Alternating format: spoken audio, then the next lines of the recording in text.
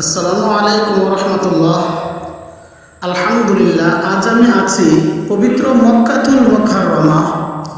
আজ থেকে প্রায় 1200 বৎসর পূর্বে আব্বাসীয় খেলাফতকালে বাদশাহ হারুনুর রশিদ দুনিয়া থেকে ইন্তেকাল করার পর রাসূলুল্লাহ সাল্লাল্লাহু আলাইহি ওয়াসাল্লাম দুনিয়া থেকে ইন্তেকাল করার প্রায় 250 বৎসর পরে বাদশাহ হারুনুর রশিদের স্ত্রী বেগম জুবায়দা খাতুন তিনি এসেছিলেন পবিত্র মক্কাতুল মুকাররমায় হজ পালন করার জন্য।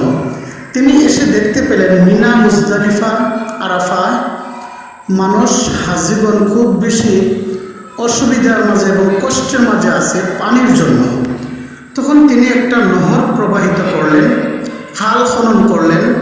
প্রায় এখানে শ্রমিক লেগেছিল 5582 জন শ্রমিক দিয়ে একটি খাল খনন করলেন মক্কাতুল মুকাররমা থেকে মিনা